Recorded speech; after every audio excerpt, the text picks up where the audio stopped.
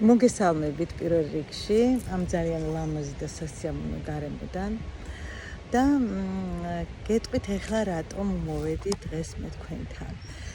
მინდა გავაკეთო ესეთი ვიდეოების ციკლი, სადაც განვიხილავთ წიგნებს, რომელიც თვითგანვითარების წიგნებს, რა თქმა უნდა, სხვადასხვა ავტორების დასახელებით და მე ვფიქრობ, რომ ძალიან საინტერესო პოდკასტები გამომივა და ვისაც გაინტერესებთ თვითგანვითარება, საკუთარი თავის შეცნობა, საკუთარ მესთან კავშირის დამყარება, შენი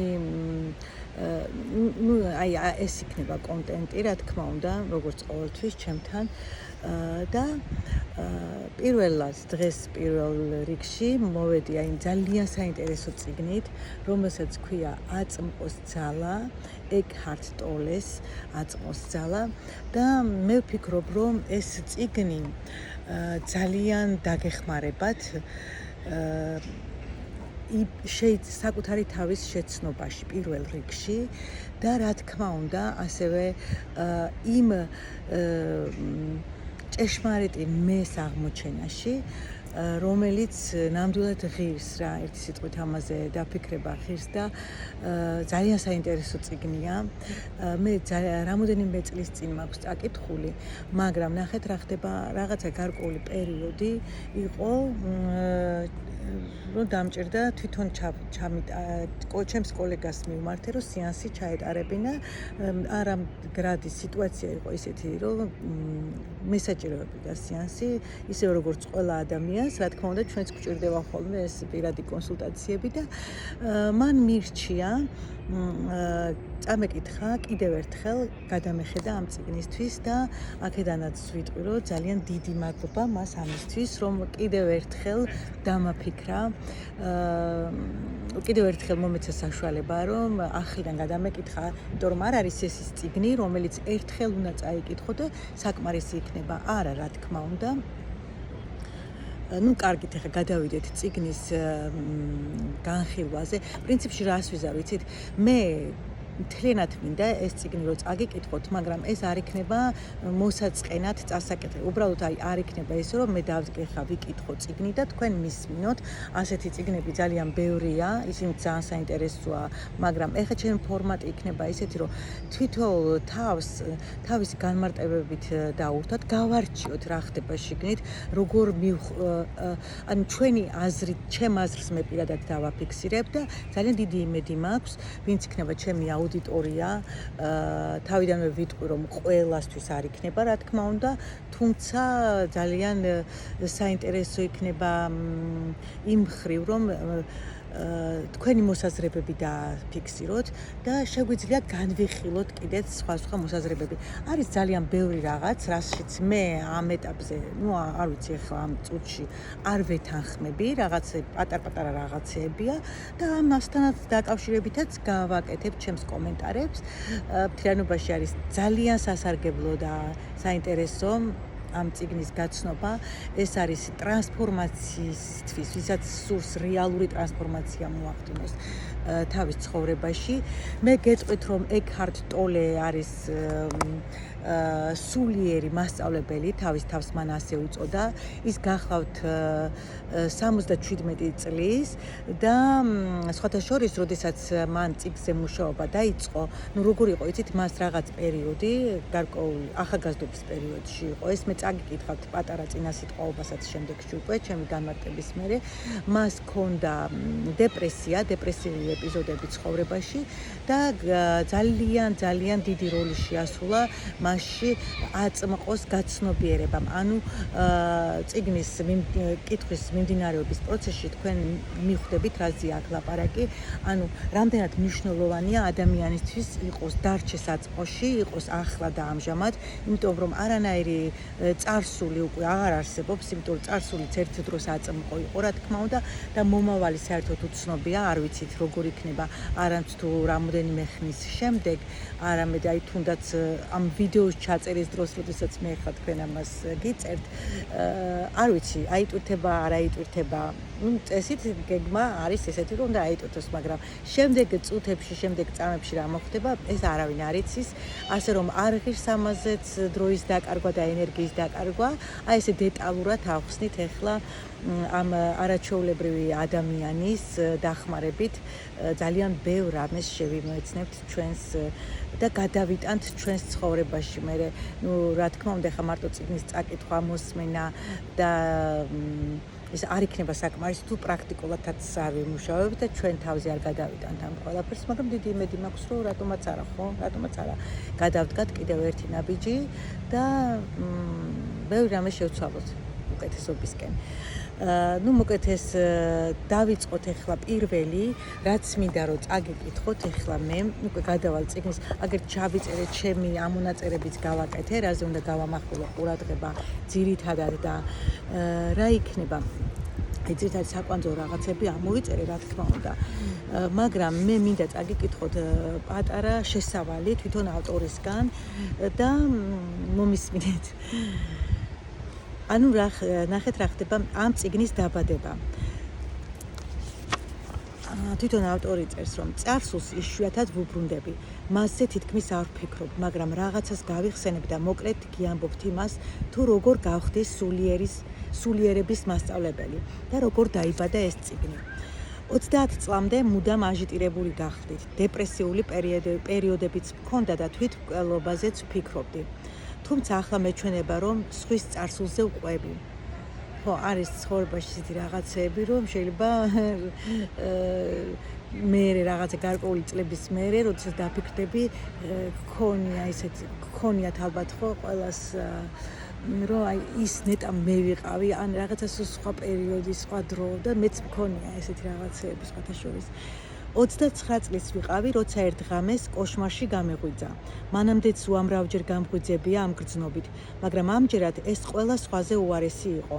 ღამის მდუმარება, ჩაბნელებულ ოთახში ავეჯის ბუნდოვანი კონტურები.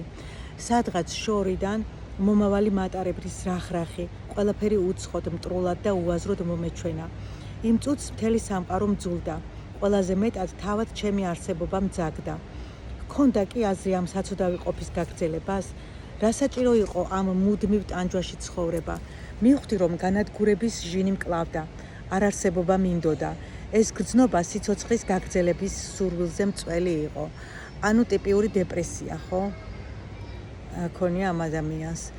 და აი ამიტომ არის, ეხლა იმიტომ გადავწყვიტე ესეთი რაღაცების ჩაწერა, თუნდაც ამ წიგნის განხილვა, რომ არიან ადამიანები, ვისაც რეალურად სჭირდებათ დახმარება რა კუთხით, აი თუნდაც ვინმე რომ ურჩიოს ამ წიგნის წაკითხვა, ან მოსმენა ესეთი პოდკასტების, ძალიან ბევრი რაღაცა შეიძლება ერთი პატარა სიტყვა ისეთი რაღაცა მოახდინოს, რომ მთლიანად შეცვალოს რადიკალურად მისი ცხოვრება, ვინც რა თქმა უნდა დეპრესიაშია, ვინც შფოთვას განიცდის, სტრესი აქვს, ან რაღაცა უიმედობაში, სასოწარკვეთაში მათთვის განსაკუთრებით და მე ვიტყოდი, რომ არა მხოლოდ მათთვის არის კარგი, არამედ რეალურად, როდესაც შენ გინდა, რომ გაცნობიერება, რასაც ქვია გაცნობიერება, მით უმეტეს ეხლა როგორი სხვა დროში ვართ, ხო? ადამიანები უკვე აბსოლუტურად სხვა განზომილებაში გადავედით და ეს ძალიან მნიშვნელოვანი და მე თუ მკითხავთ, აუცილებელიც არის, რომ უფრო მეტად ხა ყველაფერს მთლიანად ვერ გავიგებთ ჩვენი თავის შესახებ, მაგრამ ყოველ შემთხვევაში რაც ჩვენზეა დამოკიდებული, ის ჩვენ უნდა გავაკეთოთ ის ყველაფერი, რომ სულიერ უფრო მაღალ საფეხურზე ავიდეთ, როგორც იტყვიან ხოლმე, სხვა ლეველზე გადავიდეთ, ხო? თან გავაკეთებ პარალელურად ჩემ ჩართვებს, როგორც უკვე გითხარით. ჩემს თავთან ასე ცხოვრება აღარ შემიძლია.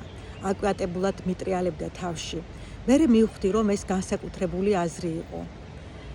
აი ძალიან მომეწონა, ნახეთ, ეს მომენტი ალბათ ყველას გქონიათ.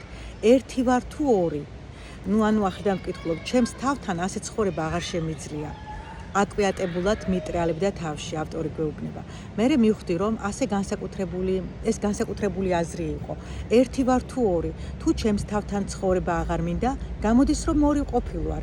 მე და ჩემი თავი, რომელთანაც ცხოვრება აღარ შემიძლია. მაშინ პირველად ვიფიქრე, იქნებ რეალური ერთია და არა ორი. ამ უეცარმა აზრმა თავზარი დამცა, გავოგნდი. ტვინი გაჩერდა. სახ გონებაზე ვიყავი, მაგრამ ვერაფერზე ვფიქრობდი. მერე უეცრად ენერგიის მორევში ჩავიძირე. მორევი ჯერ ნელა ამოძრავდა, მერე სისწრაფეს მოუმატა, საშინელის შიში დამეუფლა. სხეული ამიკანკალდა. მერე სიტყვები ჩამესმა, რომელსაც ვიღაც მკერდიდან ამომძახოდა. ნუ შედრკები. მერე სიცარიელემ შემისრუტა. თითქოს ეს სიცარიელე ჩემში იყო და არა გარეთ. უეცრად აღარ იყო შიში და მე იმ სიცარიელეში გადავარდი. მერე რა მოხდა, აღარ მახსოვს. არაჩვეულებრივად გადმოსცემს აი ამ გამოღვიძების პერიოდს დავარქმევთ. ეს არის გამოღვიძება, ხო? როდესაც უკვე დეპრესიიდან ესეთი აღქმა ჩამოუყალიბდა. დილით ფანჯრიდან შემომავალმა ჩიტის ჭიკჭიკმა გამაღვიძა. ასეთი ხმა არასდროს გამეგონა. თავდახუჭოს ძვირფასი ალმასის ხატება წარმომიდგა. დიახ, ალმას ხმა რომ მქონდეს, აუცილებლად ასეთი იქნებოდა. თვალები გავახილე, ფარდაში განთიადის პირველ სხივს შემოეღწია. ეს არ მიფიქრია, თავისთავად მივხვდი. სინათლე იმაზე მეტია, ვიდრე გქონია. იმ ფარდებს შორის შემომავალი რბილი ნათება თავად სიყვარული იყო. თვალებზე ცრემლი მომადგა, ავდექი და ოთახში გავიარე. მე ცნობოდა, მაგრამ დანამდვილებით ვერ ვიტყოდი, რომ მანამდე ნამდვილად მენახა. ანუ ეს ნამდვილი გამოღვიძება. ამიტომ იცით რა არის, ვინც ეხლა ამ მდგომარეობაში ხართ, დეპრესიული, სტრესული, ან თუნდაც აი არასასიამოვნო მდგომარეობაში ხართ, იცოდეთ, რომ ეს არის დიდი შანსი, აი სხვანაირად შეხედეთ პოზიტიურად, რომ თქვენში მოხდეს აბსოლუტური გარდასახვა, ტრანსფორმაცია, იმიტომ რომ ადამიანი უნდა მარცვალი ხო, როგორც არის ნათქვამი, უნდა მიწაში უნდა მოკვდეს, რომ მერე ახლიდან დაიბადოს. ის მარცვალი თუ არ მოკვდება, ახალი არ აღმოცენდება. ასევე არის ყველა ადამიანის ცხოვრებაში. ვინც გამოიყენეთ ეს შანსი. მე არ ვიცახი, რომ კარგია და კარგ მდგომარეობაში არის, კარგია ეს ნევროზები და დეპრესიები და საწარკვეთა, მაგრამ ნახეთ, შანსად გადავაქციოთ და გამოვიყენოთ. არაჩვეულებრივად აქვს აი თუნდაც ეს პატარა მონაკვეთი აღწერილი ამ ადამიანს, თუ როგორ მოხდა გამოღვიძება მასში ამ დიდი დეპრესიის შემდეგ. ავდექი ხო მეცნობოდა, მაგრამ დანამდვილებით ვერ ვიტყოდი, რომ მანამდე ნამდვილად მენახა. ის ჩიტის ჭიკჭიკიც ალმასის ხმასავით მოესმა. ანუ ჩვენ რასაც უყურებთ, როდესაც ჩვენ არ ვართ შინაგანად არ ვართ კარგად და შინაგანი მდგომარეობა ცუდია, მაშინ ჩვენ ყველაფერი გვეჩვენება ცუდი, შავი, სერი, თეთრი, რა ვიცი, მუქ ფერებში სამყარო. აღარ უნდა ადამიანს დილით ადრე ადგომა, გაღვიძება, ადრე კი არა, ადგომა აღარ უნდა ლოგინდან კვირები და თვეები გადააბა შეიძლება, მაგრამ თქვენ წარმოიდგინეთ, გარე სამყაროში კი არ იცვლება, როდესაც შიგნით შეიცვლება და ეს წიგნი დაგეხმარებათ შინაგან ცვლილებებში, შიგნით თქვენ შიგნით შეიცვლება ყველაფერი, აი მაშინ იგივე დღე, იგივენაირი დღე, რაც იყო გუშინ წინ და არ გვეხაროდა, იგივე გარემოს აბსოლუტურად სხვა აღქმით, განსხვავებულად შევხედავთ და განსხვავებული ხედვა, რას ნიშნავს, უფრო სიხარული, სიყვარული დაგერ კაცმა უკვე დაინახა ის სიყვარული, შექმნა უკვე თავისი ნამდვილი რეალობა და ეხლა დასაწყისშივე გეტყვით, რომ წიგნი ძალიან რთული აღსაქმელია, გააჩნია ხა ვისთვის რა თქმა უნდა, მაგრამ მარტივიანით არის გადმოცემული. ეხლა მე მარტივად გესაუბრებით, თქვენ კარგად ხედავთ და ასევე მარტივიანით, მაგრამ იქნება რაღაც მომენტები წიგნის კითხვის პერიოდში, ეს წინასწყვეტობა არა მერე და მერე, რომელიც შეიძლება გერთულოთ ან ვერ გაიგოთ, მაგრამ არ მიაქციოთ ყურადღება, როდესაც გავაგრძელებთ და ავხსნით, ერთმანეთთან შეგიძლიათ კომენტარების სახით დაწეროთ, ჩაუღრმავდეთ, უფრო მეტად ვისაუბროთ, უფრო მეტად განვიხილოთ და საბოლოო ჯამში ძალიან დიდ არაჩვეულებრივ აღმოჩენებს გავაკეთებთ და ერთ სიტყვით ძალიან დიდი მოგზაურობა გველის წინ ყველას ერთად. რამდენჯერაც არ უნდა წავეკითხო ეს წიგნი, იმდენჯერ ახალ რაღაცებს აღმოვაჩენთ და იმდენი ჯერ ახალი გაცნობიერებები მომდის. თან თავი არ მინდა რომ მოგაბეზროთ, თან გავაგრძელებ კითხვას. ნუ მოკლედ, ავდექი და ოთახში გავიარე, მეცნობოდა, მაგრამ დანამდვილებით ვერ ვიტყოდი, რომ მანამდე ნამდვილად მენახა. ყველაფერი ახალსა და პირველქმნილს გავდა. თითქოს ახალ შეექმნა ვიღაცას უჩინარ ხელს, რაღაცებს ხელი წავავლე, ფანქარს, ცარიელ ბოთლს და მათი სილამაზით გავუცდი. იმ დღეს სიცოცხლის საოცრებით გაოცებული დავიარებოდი, მეჩვენებოდა, რომ თავიდან გავჩნდი. შემდეგი 5 თვის განმავლობაში უწყვეტ სიმშვიდესა და ნეტარებას განვიცდიდი. მერე ეს ინტენსიურობა გაქრა, ალბათ იმიტომ, რომ ჩვეულებრივ მდგომარეობად გადამექცა. მოქმედება შემეძლო, თუმცა ხვდებოდი, რომ ის, რასაც ვაკეთებდი, ვერაფერს შემატებდა იმას, რაც ისედაც მქონდა. ხვდებოდი, რომ თავს რაღაც ძალიან მნიშვნელოვანი გადამხდა, მაგრამ არ მესმოდა რა. ამას რამდენიმე წლის მერე მრავალი წიგნის წაკითხვისა და სულიერების მასწავლებელთან ურთიერთობის შემდეგღა მივხვდი, რომ ის, რასაც სხვები ჯერაც ეძიებდნენ, მე უკვე ვიპოვნე. იმ ღამით ძლიერი ტანჯვის გამო ჩემი ცნობიერი თავის უბედურ და შეშინებულ მეს გამოეყო, მას, რომელიც მიაქციეთ ყურადღება, თავის უბედურ და შეშინებულ მეს. ანუ ნახეთ, წიგნის მიზანიც ის არის, არ ვიცი, ახლა ყველა თავისას დაინახავს ამ წიგნში და თავისას ამოიღებს, რა თქმა უნდა, რაც სჭირდება, თავის გაცნობიერება მოვა, მაგრამ აი ჩემთვის, ნახეთ, ეს ძალიან ბევრი რაღაცები იყო. ანუ წიგნში არის გაჟღერებული კარგად, სხვადასხვა ჩვენ ხო გვაქვს როლები, ნიღბები მორგებული სხვადასხვა და არა მხოლოდ აი ის ნიღბები, რომელიც ცხოვრებაში გვჭირდება, არამედ შიგნით ჩვენ სიღრმეებშიც ჩვენ ნამდვილი ჭეშმარიტი მე არ ვიცით ძალიან ხშირად. ეს არ არის ადვილი, ეს ეგზისტენციალური თემაა და ძალიან დიდი თემაა, ხო? ეს არ არის ადვილი, აი ვინ ხარ?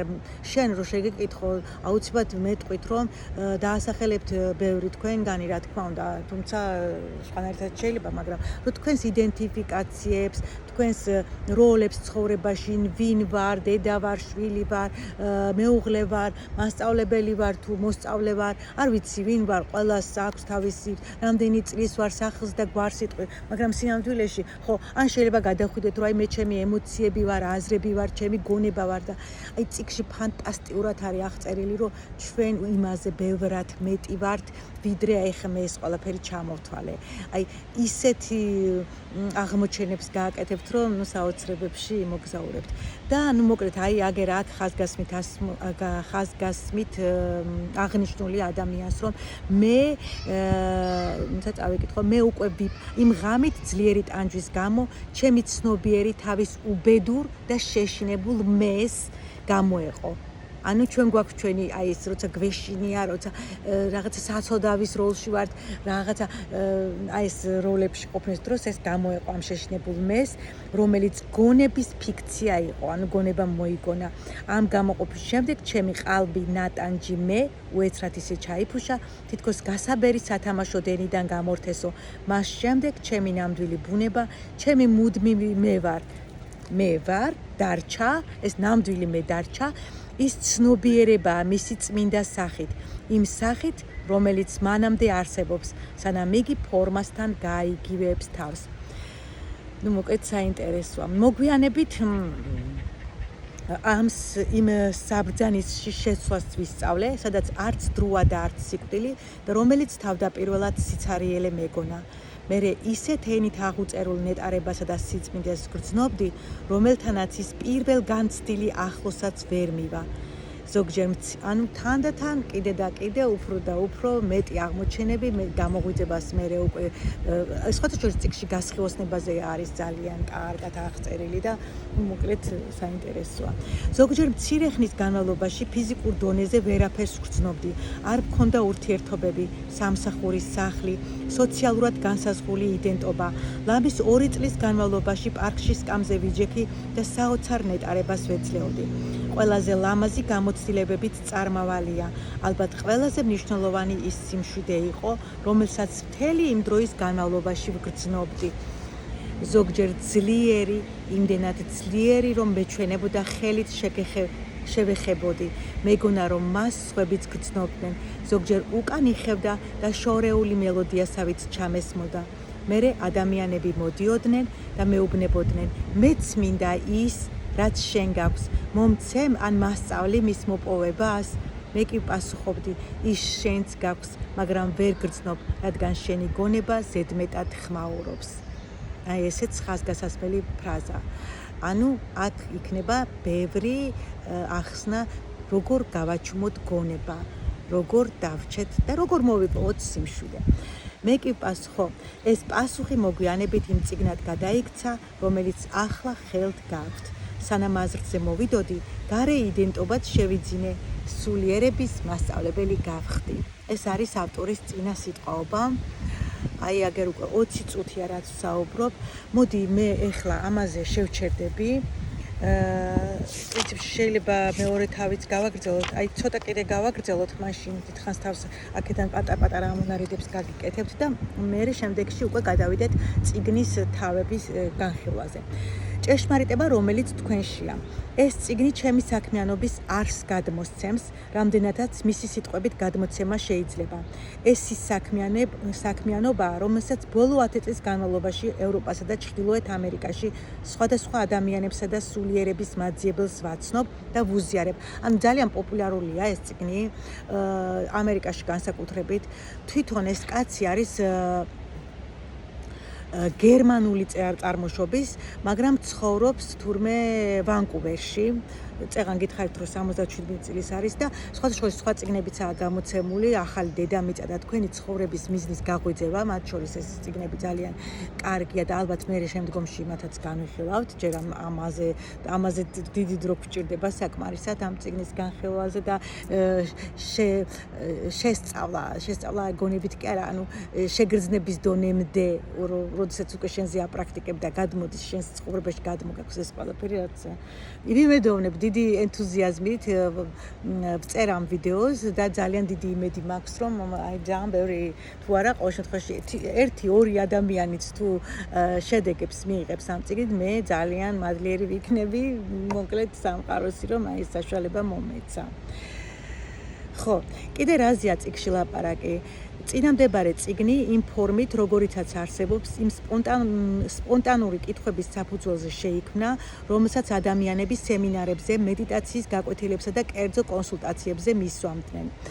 ამიტომაც შევინარჩუნე კითხვა-პასუხის ფორმატი.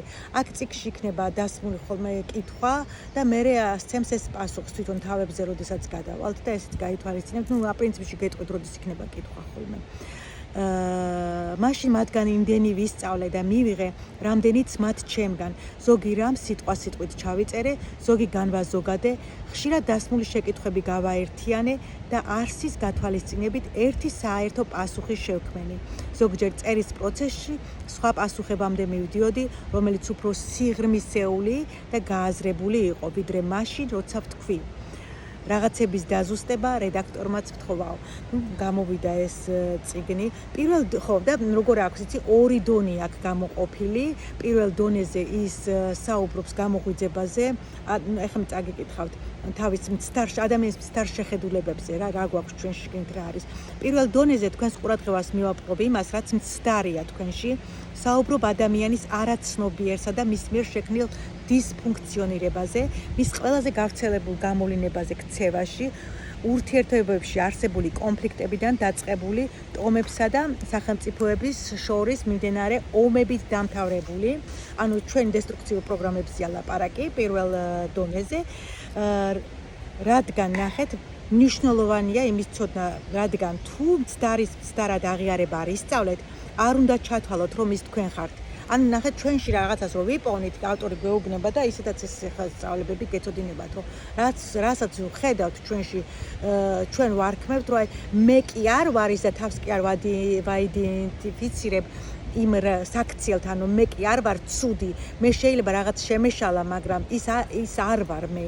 ანუ დავარქვათ იმას თავისი სახელით, საერთოდ თუ არ ისწავლეთ, არ უნდა ჩათვალოთ რომ ის თქვენ ხართ. ხანგრძლივი ტრანსფორმაცია არ მოხდება და მუდამ ილუზიებსა და ტკივილში იცხოვრებთ.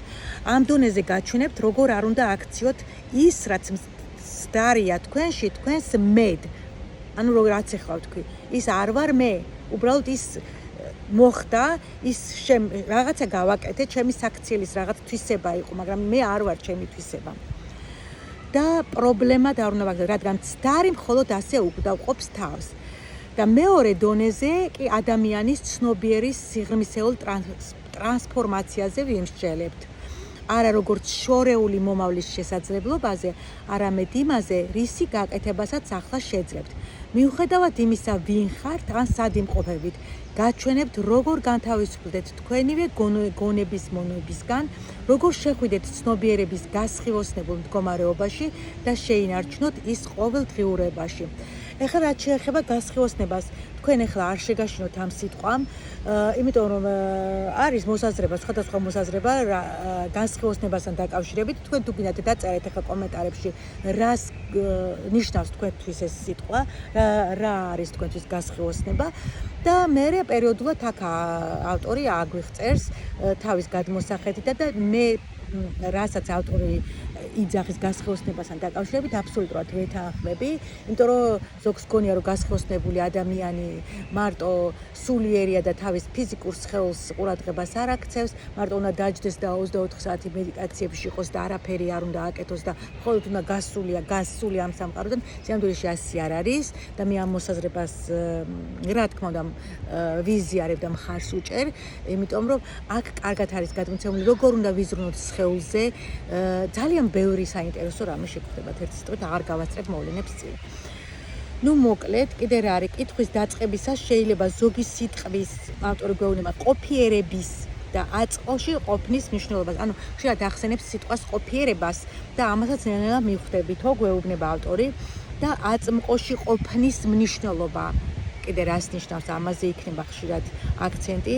შეიძლება ბოლომდე ამას ვერ ჩაწვდეთ, მაგრამ კითხვა გააგრძელეთო, თვითონ გვეუბნება, მერე კითხვები გაგიჩნდებათ, იქნებ შემედაოთ კიდეც, მათზე მოგვიანებით გიპასუხებთ, ან შეიძლება ამ წიგნისა და საკუთარი თავის სიღრმისეულად შეცნობის შემდეგ უმნიშვნელოდაც კი ჩათვალოთ. მხოლოდ გონებით ნუ წაიკითხავთ, ეს კიდე მიაქციეთ ამას ყურადღება, მხოლოდ გონებით ნუ წაიკითხავთ. ყურადღება მიაქციეთ ნებისმიერ გრძნობა რეაქციას, ანუ სხეულის რეაქციებს, გრძნობებს, კითხვის პროცესში რასაც გავიგებთ და დაელოდეთ იქნებ რაღაც გეცნოთ. მე სულიერებაზე ისეთ სიმართლეს ვერ გეტყვით, რაც თქვენში არ არის, უბრალოდ იმას გაგახსენებთ, რაც დაგავიწყდათ. ცოცხალი ცოდნა უძველესი და მარად ახალი გააქტიურდება და თქვენი სხეულის ნებისმიერი უჯრედიდან ცოდნა გამოიყოფა. მოკლედ, საოცრება.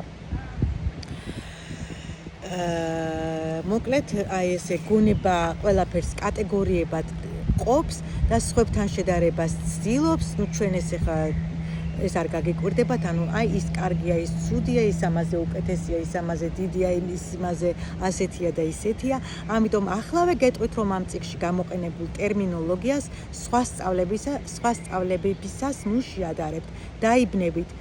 მე სიტყვები გონება, ბედნიერება და ცნობიერება ისეთი დაატვირთვით აქვს გამოყენებული, რომელსაც სხვა სწავლებებთან საერთო არ აქვსო.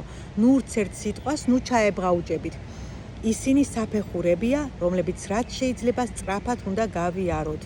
ნუ მოკლედ.